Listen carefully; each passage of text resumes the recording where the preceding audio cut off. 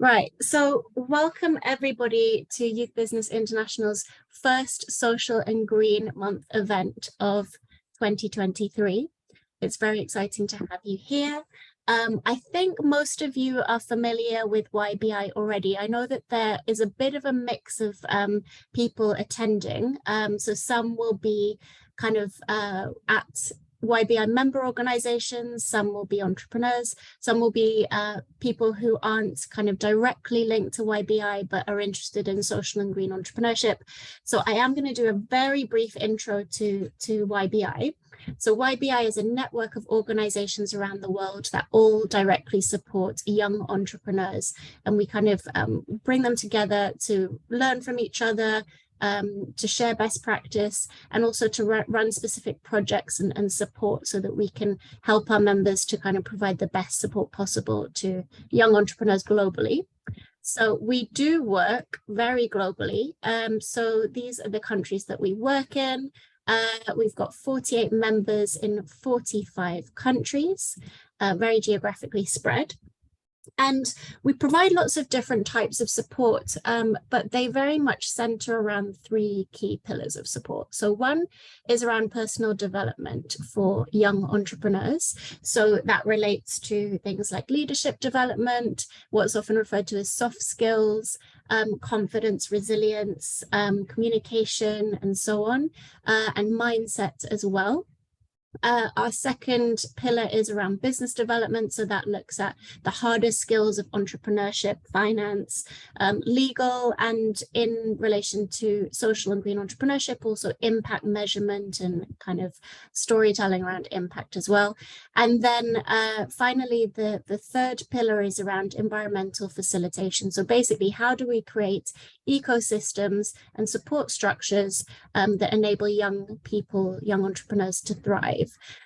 So really during our Social and Green Month this year, the sessions that we're running mirror these three pillars of support. So today's session, being the first, focuses on personal development and specifically for young social and green entrepreneurs. So a little bit on social and green entrepreneurship. I'm thinking that most of you kind of are familiar with it to a degree already, but for some it might still be a little bit new. So just to kind of make sure we're all aligned on what it is. So a social and a green enterprise is a business that is developed to tackle a social or environmental challenge. So that is very much the reason for its existence, is to create social or environmental impact, meaning that its business activities are driven by its impact mission. It's not just kind of a nice to have on the side. It's very much the core reason for it being developed. So an interesting, exciting thing about a social enterprise or a green enterprise, as opposed to a charity, is that it has the potential to be financially sustainable because it generates its own income like a business. And therefore, if it can be financially sustainable, we hope that it can create longer term sustainable impact. Another really sort of unique and impactful element of social and green entrepreneurship is that the entrepreneurs are often really rooted in their community that they're trying to serve. They have a really good understanding of the problem that they're trying to tackle. Quite often they have a first-hand experience of the challenge as well. And therefore they're in a great place to be able to design effective solutions. So we're not saying that social and green entrepreneurship is the only way to tackle the world's big problems, but it's definitely a really key way to do that, an important part of us being able to sort of tackle the big global challenges. In terms of YBI's involvement of social and green entrepreneurship, so really this ramped up about 2 years ago. We had a growing kind of appetite from our membership to provide support specifically to the social and green entrepreneurs that they work with. I think this is partly in kind of recognition that there's a growing global consciousness of the need for business to be socially conscious, environmentally conscious, and so on. There's lots of opportunities in the sector. There's lots of growing awareness of the impact that it can have. So our members were really interested in kind of developing in this this area. So we responded accordingly. What we've done so far in the kind of last 2 years is, one, we've developed a social and green positioning paper. So this is the introduction that sets out YBI's kind of position in developing social and green entrepreneurship support. We ran our first Social and Green Month last year. This will now become a regular annual event where we run a series of events and activities all focused on social and green entrepreneurship. We also developed our kind of real key fundamental support piece, which is our social and green toolkit. I know many of the members, even who perhaps are on the call today, have been involved in co-creating that toolkit. It's a set of really practical resources and tools to help guide young entrepreneurs through the process of how to develop a social or green enterprise. And we also developed a community of practice to discuss all different topics that were priorities for our members. So really, when we look at Social and Green Month, what are we trying to do? Well, first of all, we're providing an opportunity for you to meet like-minded people who are working to develop social and green entrepreneurship. So it's a way for you to connect with each other, for you to meet and kind of learn what each other is doing around social and green. Also, you'll be hearing from entrepreneurs directly and experts who are really involved in social and green entrepreneurship. So obviously for today's session, we brought in people who've been doing some really interesting work around personal development for social and green entrepreneurs.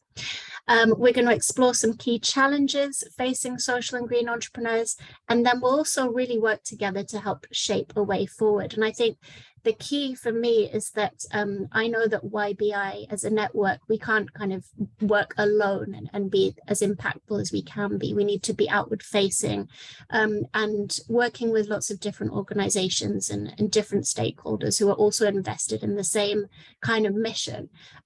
So yeah, we're really keen to kind of bring lots of different people together to work collaboratively and try and, yeah, kind of come behind a shared vision of social and green entrepreneurship. Okay. So before we get into the panel discussion, I wanted to do a little quick kind of temperature check and understand a bit about who's on the call. So if you could maybe in the chat, write down whether you are an entrepreneur yourself. So if you're a green or a social entrepreneur, type that into the chat. If you're someone who directly works with social and green entrepreneurs, write that you are a supporter. And if you're neither of those, but you're just interested, you're here because you want to learn and you're kind of, yeah, interested in social and green, please type the word interested. So I'll just give you a few seconds to do that, and it will be interesting to see who we have here. Okay, supporter and interested, absolutely. You can be all three things actually. But it's great to see there's quite a range, lots of supporters, a few entrepreneurs, and then a few interesteds coming through. Nice. Okay, thanks very much. Okay, and then just a second question for you before we move into the panel discussion. So this is really two ways of asking the same question. So what is it that brought you here to the session today? Why did you come? What would you like to get from this session? So it might be that you're here because you want to learn, because social and green entrepreneurship is something that's kind of new to you, but you're interested. It might be that you're here to connect with other people. It might be because you just like to come to online events and, you know, you're curious. So yeah, if there is a kind of core reason why you came today, I'd be really interested to understand what that is and what you'd like to get from today's session. So I'll give you about a minute to write that down.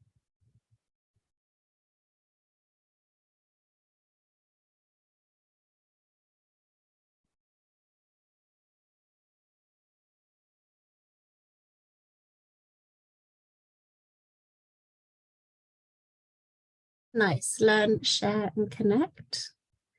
Unlock more leadership for social and green entrepreneurship. Love that. Unlocking leadership.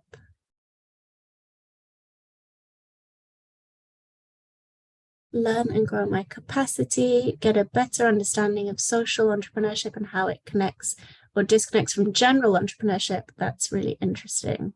We will definitely be discussing that point in the upcoming panel. Great. Is there anything else?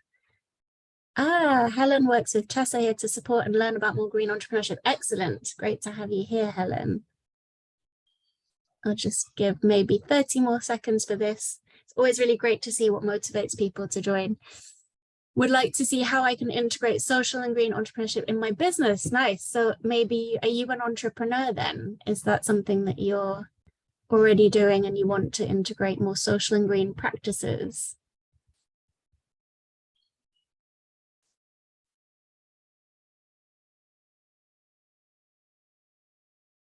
Give 10 more seconds for this in case any last comments come through.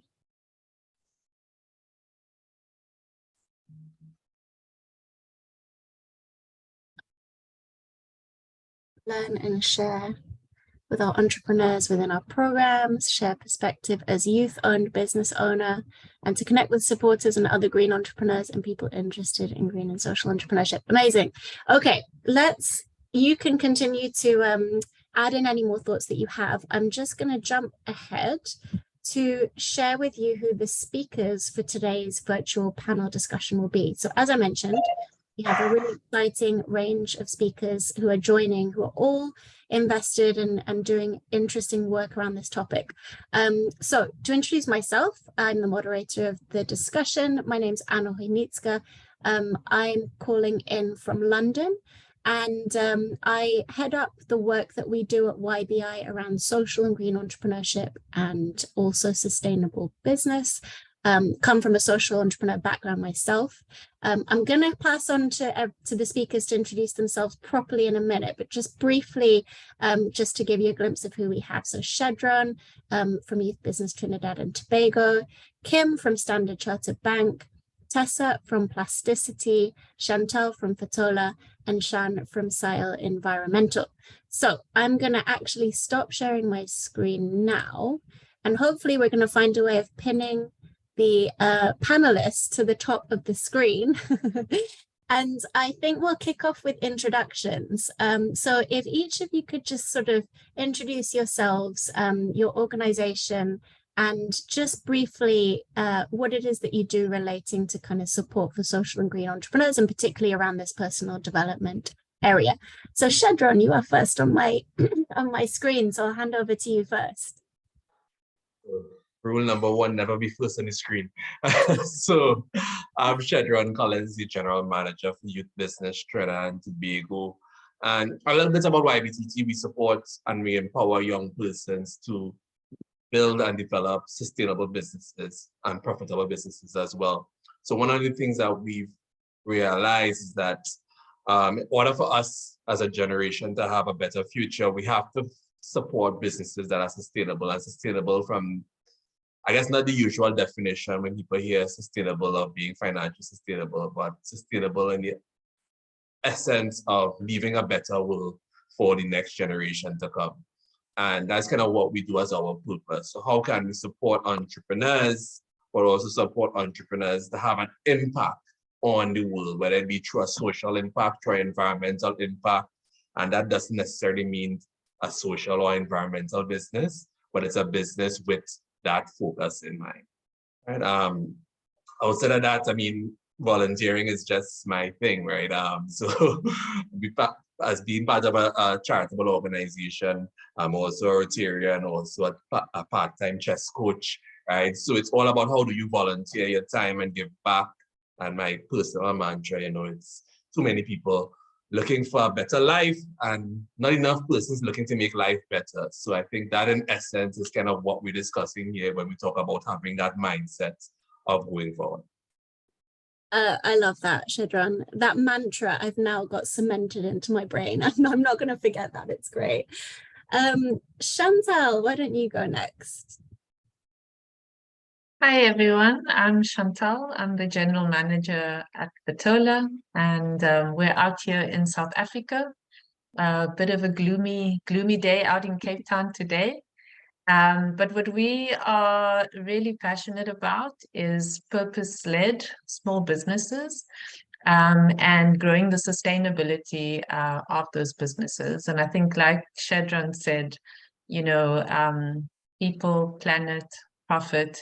And I think purpose is the other one there that we all have to absolutely find the balance. Because, yeah, I think that we have limited time available on this earth.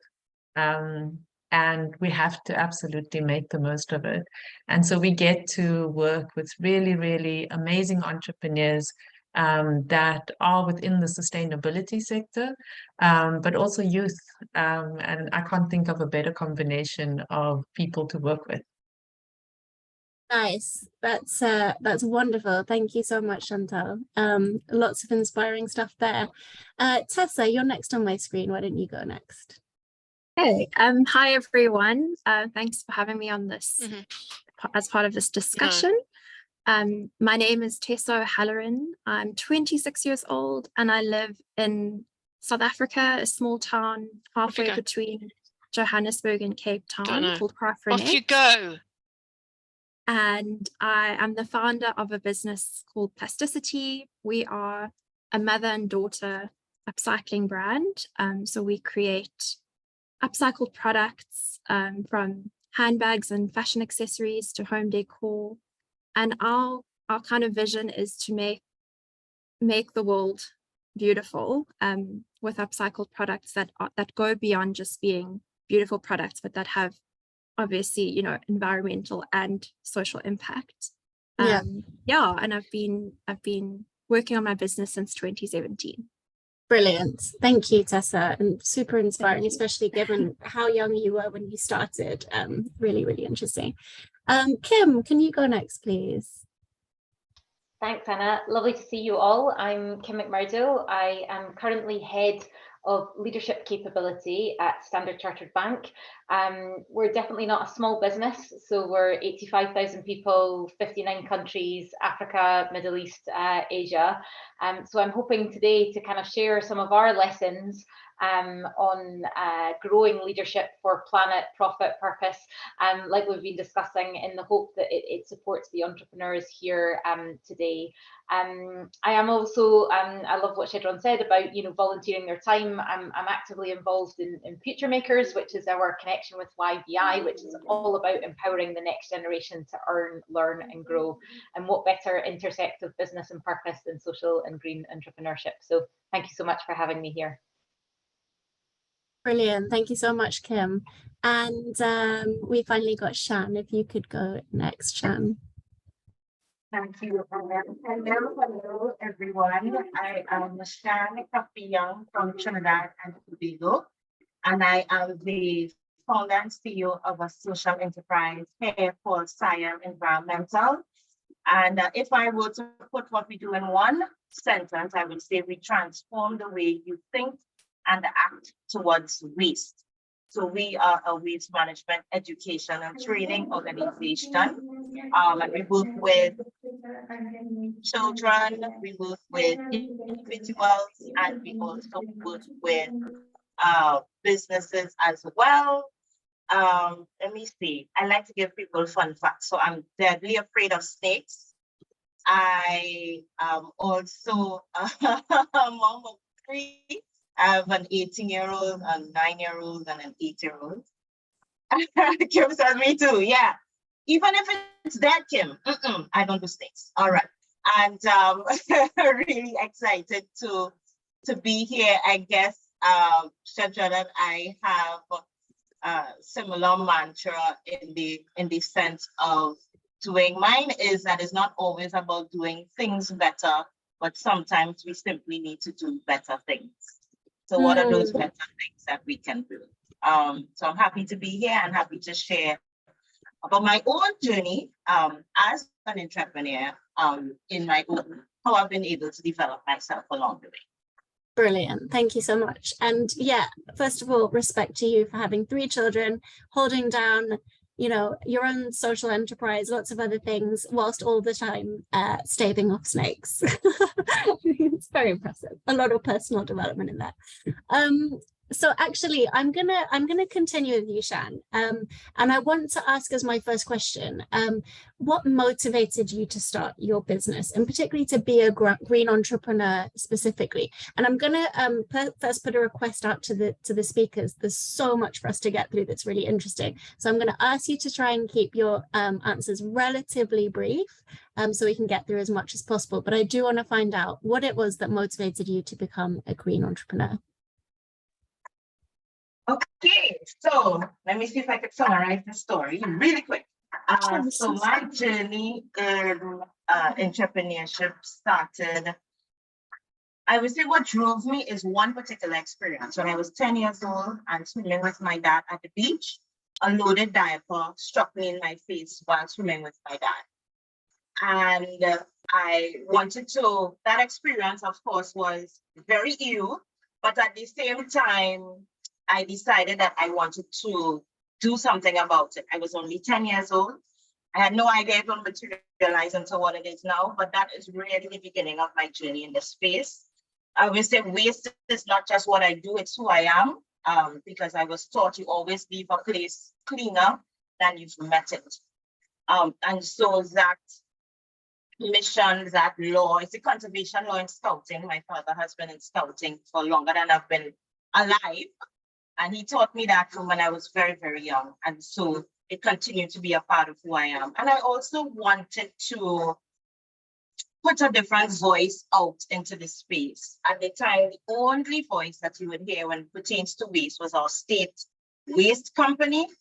And I used to work for them for a number of years, and I felt that we were doing the same things over and over and not much was changing. So when I had the opportunity to decide what I was going to do next, because my contract ended, I was pregnant, I had so many decisions to make. I said, you know what, let me play into the things that matter to me. I love teaching. I used to teach physics at secondary school, and I love waste. And so that really is what drew me to the space and to the field. Thank you, Shan. That's amazing. And I think that captures so much of what's interesting in terms of motivation. So there was something about a personal experience that drove it from a very early stage that obviously stuck with you. Completely understand why. There's something around like your life philosophy of, you know, always leaving a place better than when you arrived. And also, you know, a certain amount of perhaps necessity, or at a decision-making point deciding to kind of take on this new challenge. So thank you. There's so much in that I think is really relevant to this conversation. So Tessa, can you share as well a little bit about what motivated you to become a green entrepreneur? Absolutely. So I think from a young age, I just had an awareness of the resources that we use and how the impact that we have on the environment. And as I got older, I became more aware of specifically the plastic waste crisis that we face. And I've always been creative. So I wanted to find a way to make beautiful things and kind of put my mark out there on the world and leave, you know, the world better than I found it as well. So it was just driven by curiosity and a desire to make a difference and make the world a more beautiful place. Love that. Thank you. Yeah, beautiful and wonderful reasons, and very much feels like kind of motivated by both of your passions and kind of what you care about. Okay, so my next question is to Shedron. And I know that at Youth Business Trinidad and Tobago, you work and support all different types of entrepreneurs. I know that you've also been specifically supporting green entrepreneurs and doing some kind of circular economy work as well. So my question to you is, from your experience, what are the main differences in mindset between developing a for-profit business and a social or green business that you notice? So I think for me, it's how do you measure success? And a lot of it is going in understanding that, I know for entrepreneurs in most particular, profit in the first few years, you may not see it, and you're now investing every bit of that salary that you're indicated there back into the business. But a bit in terms of the mindset around social and green entrepreneurs, the measurement of success isn't merely on that profit indicator, but when you're thinking about return on investment, am I actually making an impact? And that is your kind of return on investment that you're trying to give, whether it be finance and time. So you're actually calculating that in your brain. Am I actually making a dent into the problem that is close to me? So that is the mindset a lot of social entrepreneurs go into. Marketing isn't simply just a product and service. Marketing is now advocating, right? Because you're not just selling a product or service, you're trying to now sell even a lifestyle, a culture, a reason for persons to get involved and buy it from there. So I think once you hold those two things in terms of the mindset of what persons in social and green think about, then you think about the stakeholders, right? It's not just customers, right? Your stakeholders may be the environment, it not may be the community. So all that goes into your mind is how do you calculate all of that? I'm not sure how Tesla and Sean is doing it, but how you calculate all of that in your brain to make that decision of what's next for my business. Right. And I know that you said something interesting when we spoke last week, which is that you try to encourage all of the entrepreneurs you work with to become more socially conscious, more socially minded in what they do, even if they're not social or green entrepreneurs. So I guess following on from that, to what extent can you kind of build a social passion in someone versus does it have to exist already? Because I know that, you know, being a social or green entrepreneur is very, very difficult, like being any type of entrepreneur. But when you've even got additional kind of factors to consider about social impact versus profit, you know, it makes it more challenging. So can somebody, I suppose, be supported to develop that type of mindset, or does it need to already exist within them, do you think? I think it's, so I was having a conversation with someone yesterday, and it's about seeing yourself as not in a silo, right? You live in a community, you interact with the environment all the time. So as an entrepreneur and as a human being, your responsibility is to actually see about your near environment. So whether it's what is the impact that I'm having in this community that are my potential customers, right? What is the impact that I'm having on this environment? And I know we have to kind of shift from the mentality of reaching net zero to how can we become net positive to actually giving back more than we're actually taking from it. So a lot of entrepreneurs, it's about educating, right?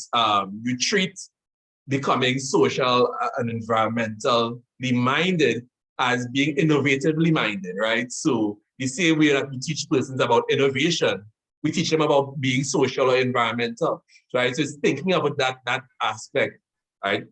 What is your return on investment based on your social and environmental impact? Thinking about those aspects, not just about how do I be more innovative, but how do I be more creative in terms of my social and environmental impact, whether it be directly or indirectly through what I do.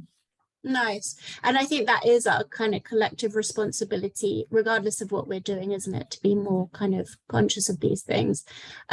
So Chantel, you run Fotola, which I think you work with entrepreneurs in South Africa over quite a long period of time, and you know, you've seen some develop over the years and some kind of thrive, and then others, you know, as many entrepreneurs do, I'm sure, struggle. So from your experience of supporting young entrepreneurs, what tends to be the kind of mindsets or traits or skills that are most important for leading to success and longevity?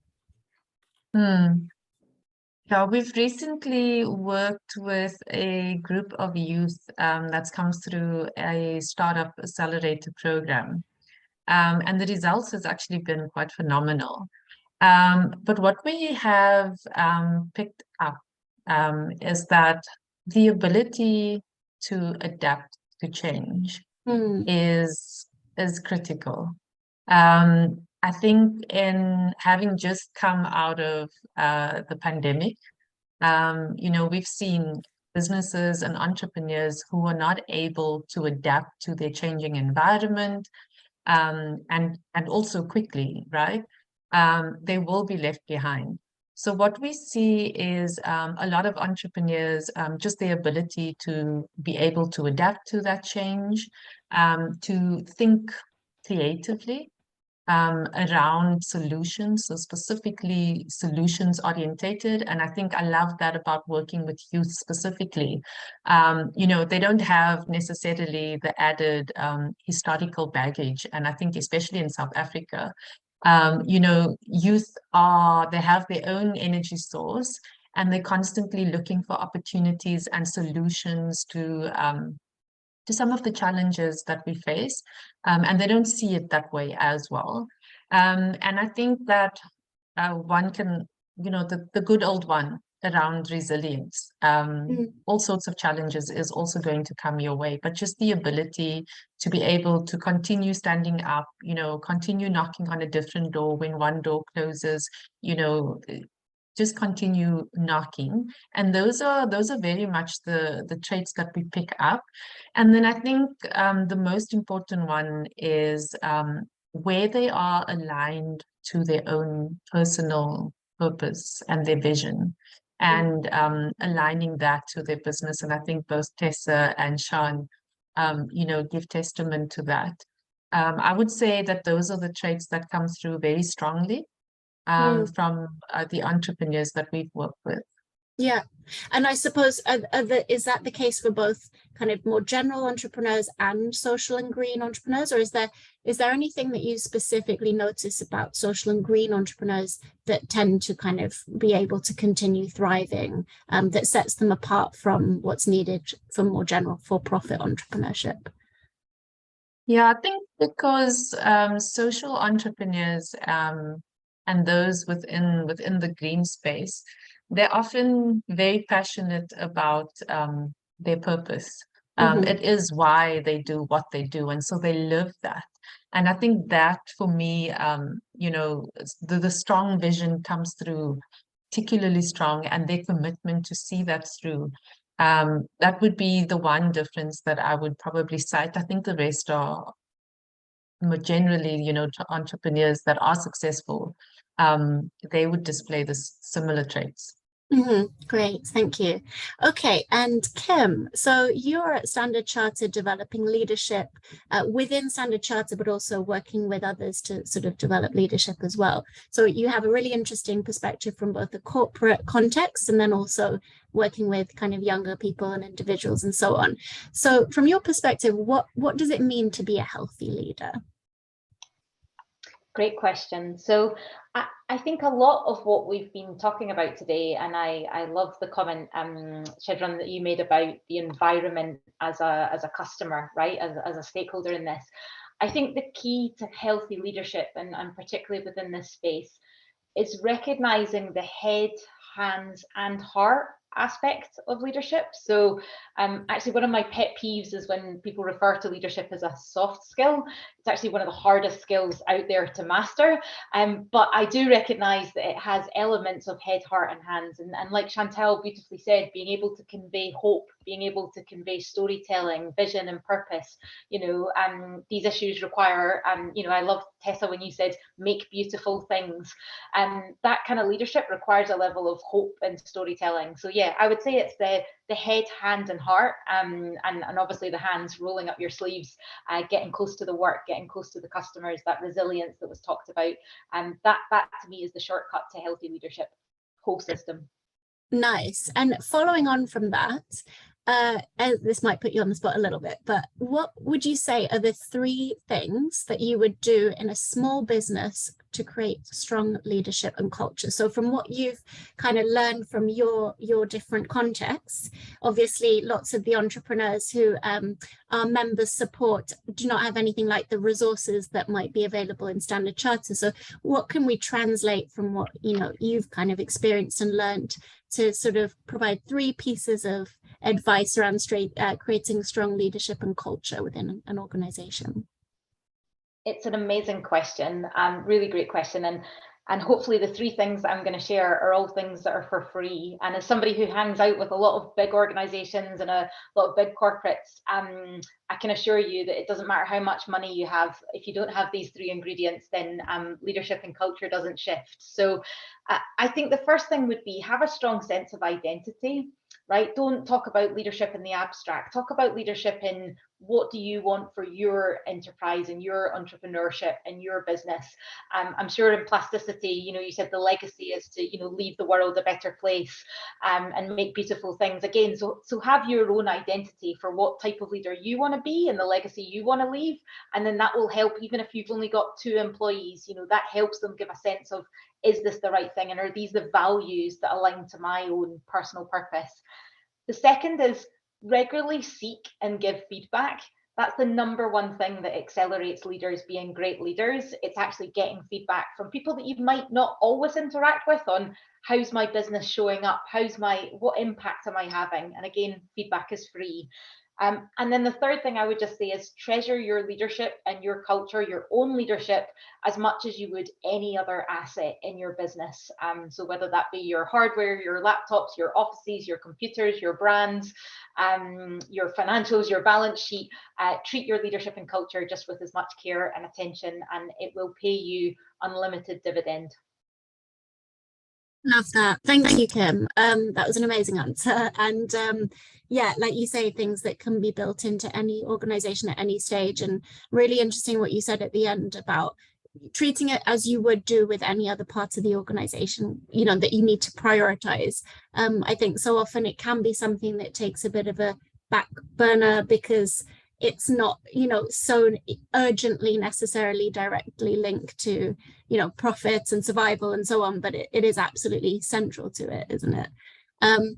So, okay, I'm going to pause there because I'm conscious I'm not keeping an eye on the chat, and I don't know if any questions are coming through, but what I wanted to say is that we will be opening up for audience members to ask questions.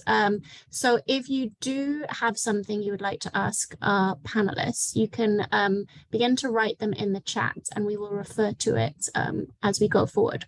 So, in the meantime, my next question is back to Shan. So Shan, can you tell us about a particularly challenging time you've had during your experience as an entrepreneur? I know that you've been running your green enterprise for about 8 years. So if you cast your mind back and think about when was a particularly challenging time, maybe you can briefly describe that to us and share with us how did you overcome it? Thanks, Anna. Can I say the entire 8 years? Just kidding. Okay. Because the kind of work that I do is really about shifting mindsets and developing positive attitudes and changing behaviors. That work is not easy. And it does not happen overnight either. So if I were to, gosh, I just feel like I've been on a roller coaster ride, like challenge surmounted. So it's just, really just trying to grow and evolve as an entrepreneur as they come. I'm trying to pinpoint any one in particular. I think one of the biggest ones for me was getting people to understand the nature of what I do. I think, Anna, you and I were talking about that. Because I would often get confused for different things. So, Shan, you collect waste? No. So, so people would think that I do different things. So really just honing in on what I do and getting that very clear in people's mind.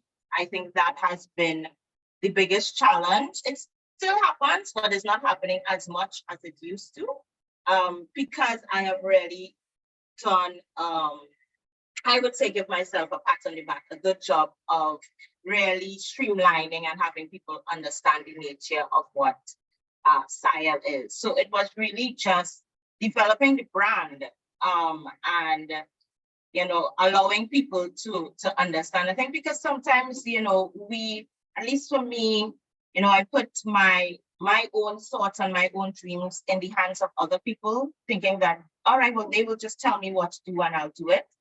I think because we have a tendency to shortchange ourselves and shortchange our own thinking and as Kim says, our own ability to be leaders. And, I would ask, how many of us have second guessed ourselves at any point in time?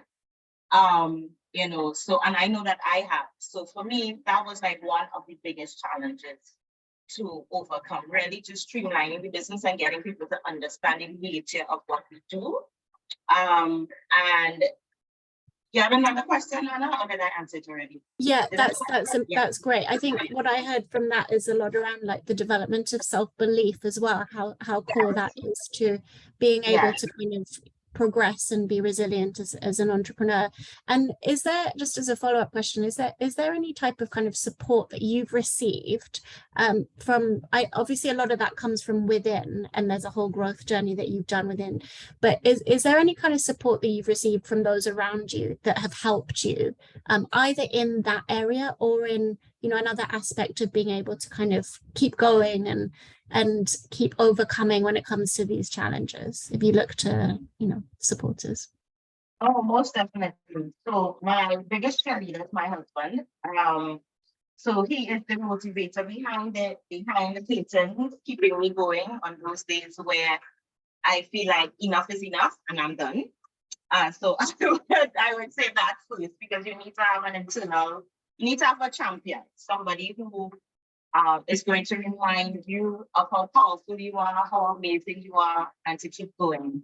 And I'm so happy that Tessa has come on. Because my mom didn't understand what I was doing in the beginning. And often thought that I needed to have a regular 8 to 4 job. And so she would always try to get me to get a regular job all the time. And I was like, no, that's not what I want to do. I'm super happy, Tessa, that you have your mom with you. It's amazing. I would also say that my very, very first program was with YPTT. It was called the Shell Livewire program. And in there, we had a very, very powerful leadership session, as Kim was talking about. And, one of the great pieces of advice that I got was to stay in my lane and dominate whatever my lane is. Because at that time, I was still trying to, I guess, as I said, kind of depend on what other people thought I should be doing. But when he said that to me, I was like, right, then I started to ask myself, what do I like? What is my lane? What am I good at? And so that was the other thing. And then general, I read a lot. I watch videos.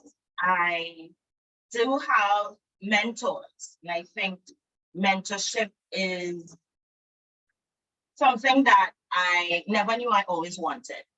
Mm-hmm. It is something that, because I have someone who I can bounce ideas off of, someone who can hold me accountable for when I say I'm going to do things, because that is like one of my biggest things. I need someone to hold me accountable. If I say, okay, I'm going to post 3 times, say, if you only see one session, where are the other 2 posts?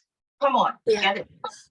So mentorship was really, really very important for me in developing myself as an entrepreneur. And for the entrepreneurs on the call to recognize that as you evolve and as you grow, the kind of mentorship that you need will also change.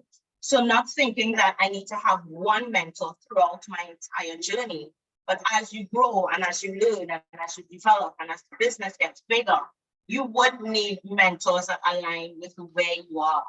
And so to recognize that, you can have more than one. You can switch them out. You can have mentors for different things, but those are the areas that really, really helped me on this journey. Great. Thank you, Shan. Great.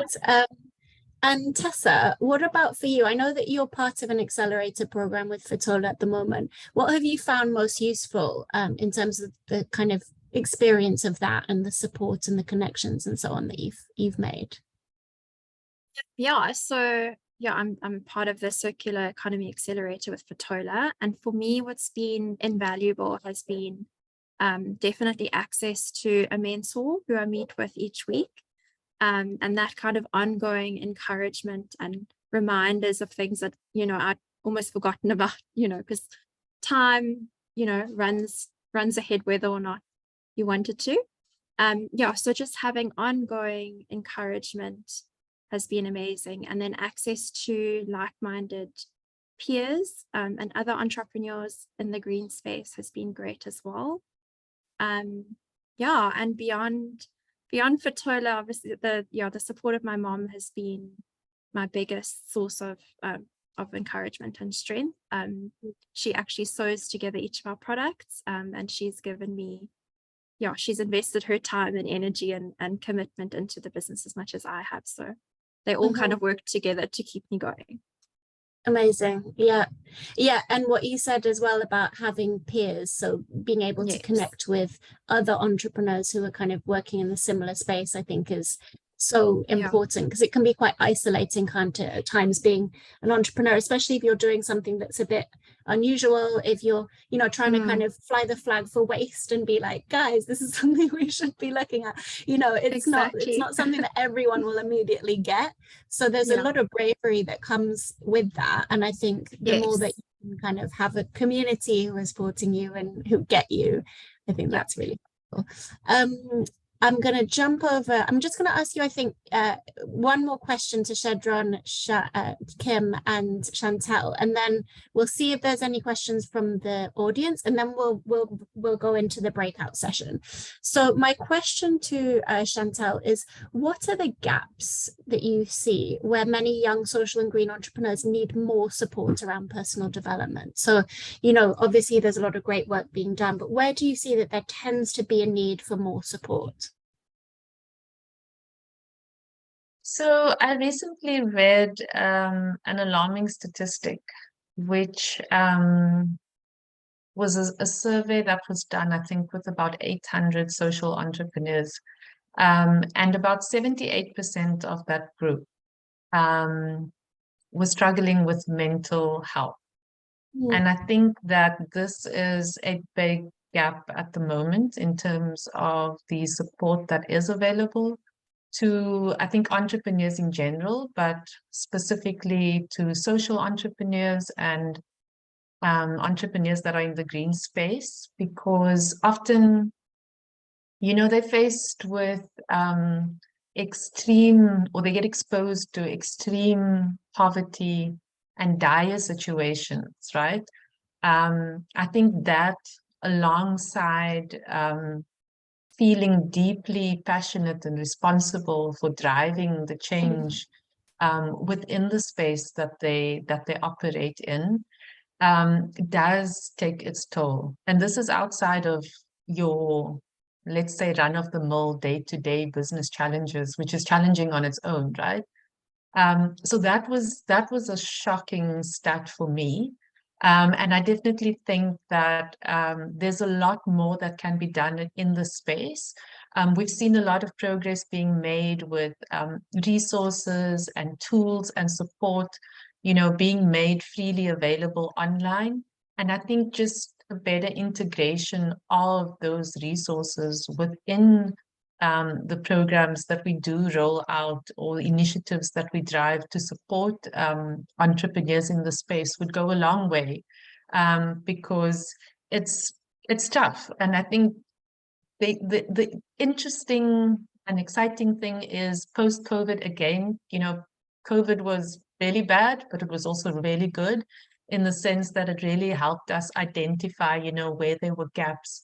And in this post-COVID world, there is a lot of support available. I think it's just about, let's integrate those. Let's make it the norm. Let's make talking about mental health and well-being the norm, especially for social entrepreneurs. I think it's critical. Absolutely. I think that is such a key reason why a lot of people just decide they can't continue, because there's so much pressure, isn't there, from so many different angles, I think, when you're a social green entrepreneur. And so maybe following that, my question to Shedron is, when entrepreneurs are struggling, either, financially, they've got all these different pressures on them, how do you sort of support them to stay on mission, particularly when they are impact driven? How do you kind of encourage them to stay, you know, motivated and stay on mission, when actually, particularly from a financial angle, it might make more sense for them to go off and do another job, or for them to kind of cut some of the social focus. Yeah, how do you provide support in that area? And I wrote down here to Kim, in terms of, we don't call it soft skills anymore. We focus on power tools, right? The power tools that you need in your arsenal as a as personal development for a lot of entrepreneurs. Now, the challenge with staying on mission, and I mean, even we have it as a challenge because we're practically a social type business, right? Is staying on mission when the money is probably on this side. And how do you stay on mission to go forward from there? A couple of things that we said from before, and it's echoed from what Tessa, Shan, and Chantal and Kim would have said, you know, that mentorship element, having someone hold you accountable, right? Because accountability helps you stay the direction going properly. If nobody's watching where you're going, or nobody's holding you accountable for where you're going, you tend to divert off track. So I think helping that accountability aspect, whether it's an advisory board team, whether it's mentors, whether it's persons who are directly affected by the impact that you're trying to make, right? So it's not just a mentor who can help you guide you from a business aspect, but you're looking at persons who are directly affected by what you intend to do as your impact, as your social impact or your environmental impact. And how are you showing up and being transparent to what you're doing, and showing up in their books as, are you actually making a social or green impact to me, right, as your beneficiary? And having that accountability helps you stay on track. Thank you, Shedron. That's great. Okay, and my last question to Kim before we go on to the breakout sessions. Not a small question for you, this one, Kim. This is a bit of a beast of a question. So when we look at the big existential adaptive challenges that we see today in the world, like climate change, they can seem so insurmountable. We have actually a lot of the technology and resources in place to make that real change, but it isn't happening. And some people point to leadership or a lack of leadership behind that. What do you say to that?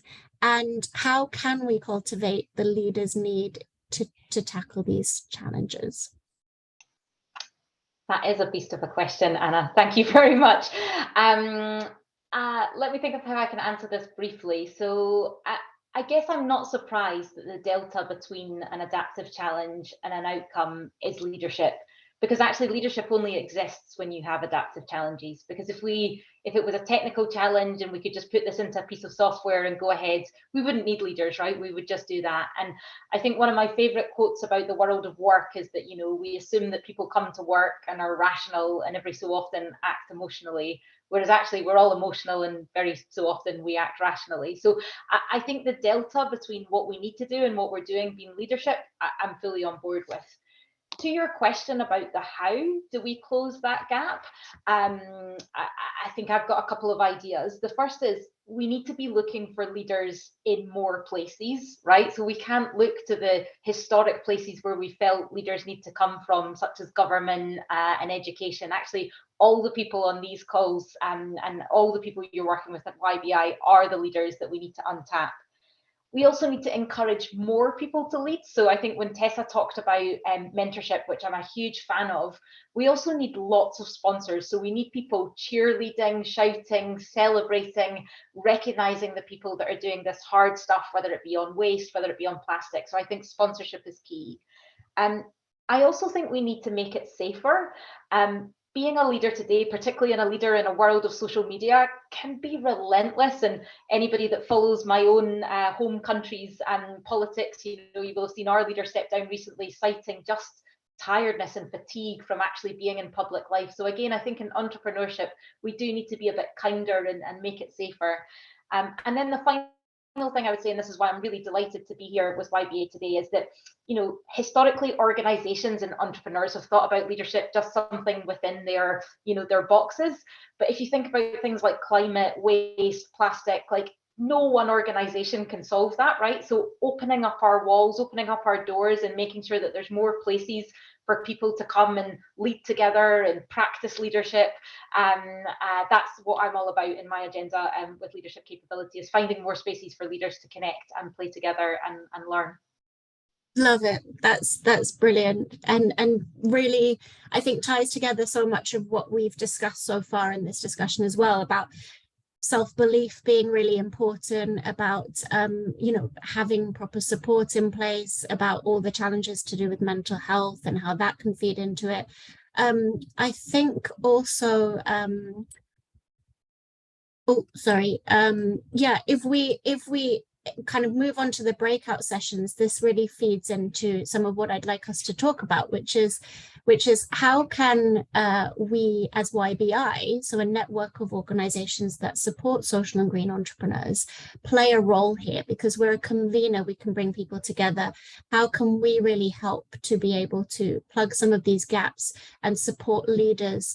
I think it's very easy for us to think, as, you know, individuals or as people working at smaller organizations, well, how can we have a big impact? How can we really solve these challenges that are so massive and so global and that seem so insurmountable? But we also know that the majority of business is made up of small businesses. The like driving force of the economy is small business owners. So if we all kind of really play our role, then we can have that huge impact. So hopefully that leaves us on a bit of a hopeful note. So what's going to happen now is you will soon be placed into a breakout room. There's going to be 3 breakout rooms in total. So I believe that they will be facilitated by, one will be myself, one will be Federica, and one will be Joe, who all work at YBI. And we've got 2 key questions that I want everyone to be exploring during these breakout sessions. And we've got until 1:15 to explore these questions. So let me just briefly share my screen so that you can see those questions. Okay. Can you all see that? Yeah, okay. So the first question, well, there's 3 questions here. If we get time for all 3, that's great. The first question is, what has helped you most in your own personal development? Oops. So really, this is partly, I would like you to get an opportunity to reflect on, you know, what has helped you most, but also to get to know each other. This is about building some kind of relationships and understanding amongst you. I'm also hoping that many of you return to our future sessions. So this is a good opportunity for you to get to know each other a bit more. So firstly, what has helped you most in your own personal development? And it can be related to kind of your career specifically or life more in general.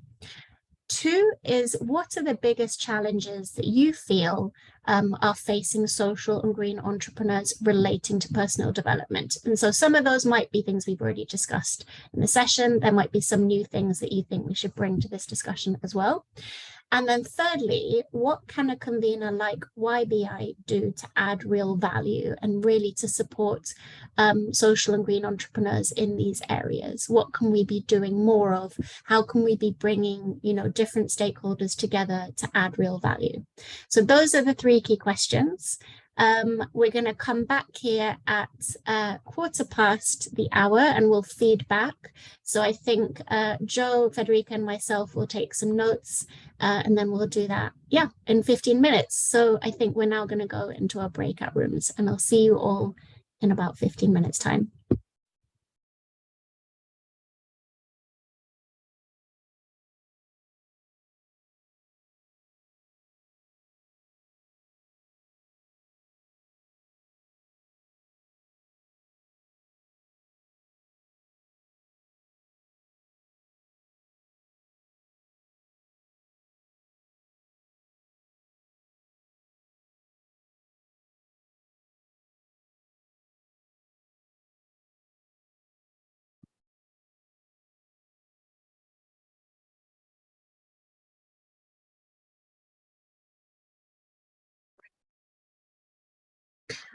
Oh, God, that always goes so quickly, doesn't it? I feel like we've got loads of time and then it just zooms past.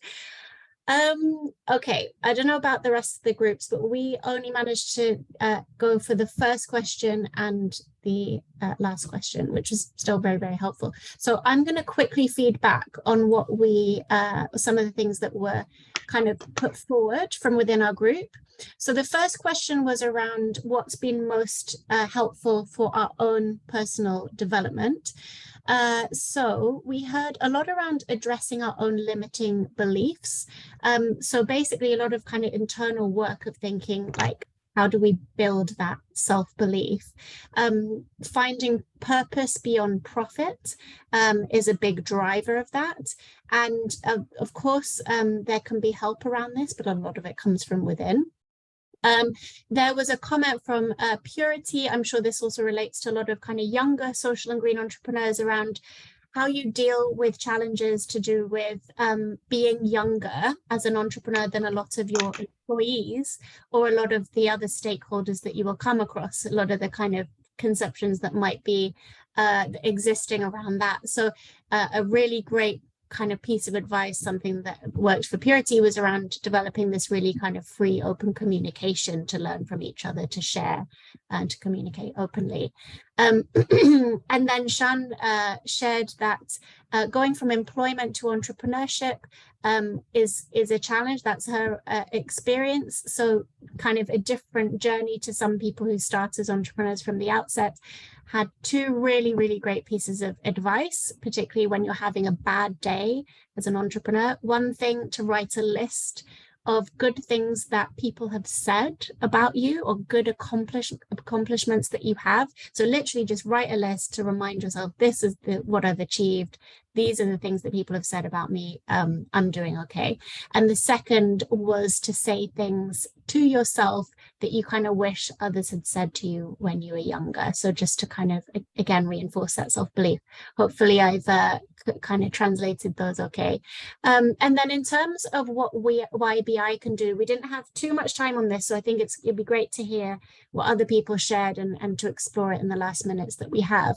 So coaching has been a really valuable offering from YBI, something that people have found helpful that we can do more of.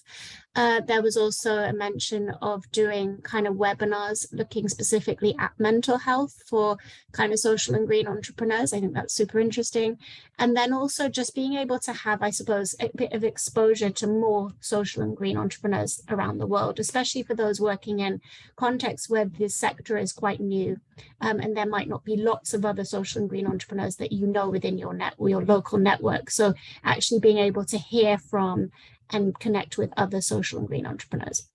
Right, I'm going to stop and hand over to Jo, I think, who is leading another group. We had a small challenge. I'm not sure everyone could unmute themselves to speak. So Oh, no. it was just a few of us talking. So I apologize again to those that maybe couldn't get their voices heard.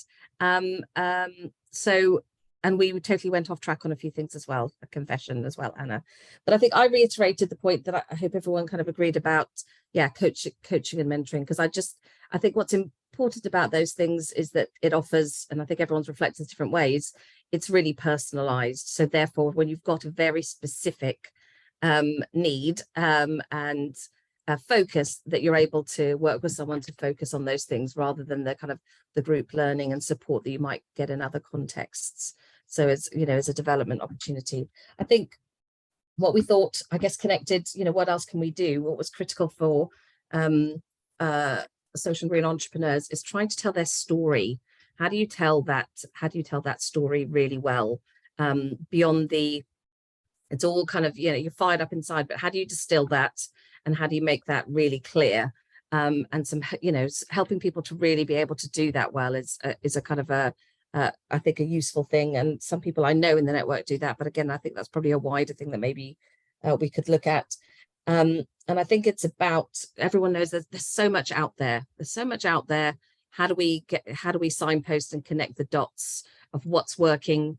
As always, what's best practice, what's working, who's doing something amazing that we could borrow, bring in and adapt and signpost to everybody, because we know there are a lot of smart people here, but smart people with not very much time, and therefore we do the legwork. And I know we're already doing this with all the great work with the toolkits, but how do we therefore identify what's working elsewhere, connect that up and bring that in? And that might specifically be around issues around personal development, so the mental health conversation that's coming up here, which I think we all know is kind of critical regardless of the type of entrepreneur you might be, but there might be specifics for specific areas.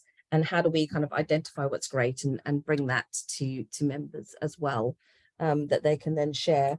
We went a bit off track on data and impact and things like that, but I think that's another thing that kind of plays into people's story. And how do you then lead with your organization? How are you really clear from the start what you're about and everything? How do you kind of pick out the right pieces of information without it becoming a great big piece of work for everybody, especially when you're at the start in a smaller maybe organization as well. So I hope everybody from my group that kind of reflected the key things there.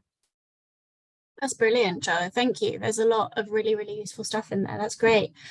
Kim's written a really interesting comment. We talked about YBI being able to connect the entrepreneurs with purposeful, well-connected corporates and sponsors, as it's exhausting to have to keep getting a no. Why would be well placed to help? That's a great point. And also, again, speaks to the need for all of these kind of different organizations and individuals who are trying to kind of create positive change to be more connected and joined up. So love that. Thank you. Federica, over to you.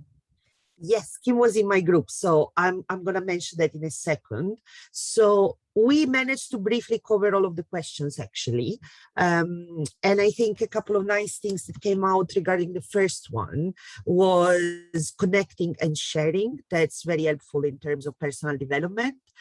So sharing personal experiences, connecting with people. Something very useful as well is learning from young people, how they face situations, how they solve problems, trying new things. So it's also about leaving people a space to try and possibly even fail while learning to do things their own way. And another very cool idea that came out that actually Kim shared came from a coach years ago is to have a weekly energy audit with yourself in terms of what boosts your energy and what drains it. So in order to make sense of how balanced your energies are, which I think is very cool and interesting to try. In terms of the challenges, we mentioned a lack of understanding and appreciation from other people. In terms of also people understanding how important your work is, and that connects to the fact that sometimes even sponsors do not recognize these. And so this connects with the lack of funding and so on. So what YBI can do is helping them, people marketing their own value, finding the right sponsors for them, maybe having more events like this one, helping entrepreneurs, finding the right business model, putting them in touch with the right sponsor. So it was all around this thing. And I thought it was really interesting. So thank you for the people that participated. Love it. That's brilliant. This is great. Thank you. I'm feverishly taking notes, but thankfully we've also recorded this so I can refer back to it. Okay, I think we've only got about 5 minutes left, so that's perfect. Just before we close, I want to just share with you what's going to be happening in the next sessions. So we have our next session next Tuesday. I don't know if anybody in the YBI team has the link to the web page that we could perhaps pop into the chat. That'd be great. So the next session will be very similar to this in terms of format. So we're bringing in different speakers. There'll be a discussion and then a kind of interactive session. It will focus on business development. So we're looking at how we support social and green entrepreneurs around the kind of financial development and income generation, entrepreneurship skills, how to access finance. We've brought in an impact investor who's going to share their experience of what impact investors need to see from a social or green entrepreneur in order to want to invest in them.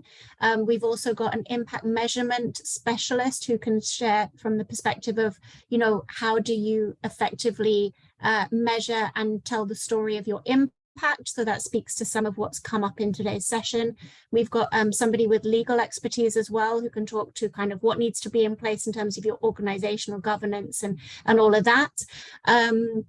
As well as having an entrepreneur who can speak to their own experience. So it's set to be another very rich conversation. I would love all of you to come and join and take part again.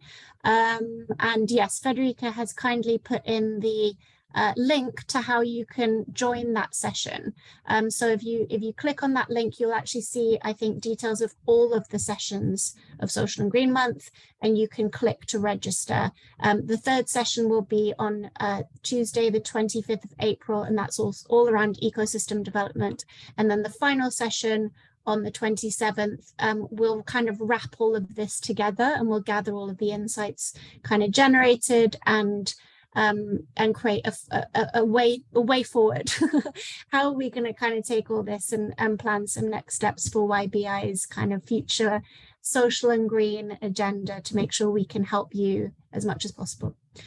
All right, well, just leaves me to say thank you so much to the speakers, to all of you for attending, to the YBI team for helping out as well. Particular shout out to Shedron and Shan, who have dialed in from Trinidad and Tobago at 7 a.m. in order to do this time zone appreciation. And yeah, just thanks again, and hope to see you all next week. Fantastic. Lovely to see everyone. Thank you, Anna. Well done. Thanks, guys. Great work. Thanks for Thank you, having me. everyone. Bye. Have a great rest of the day. Bye. Bye, everyone. Bye.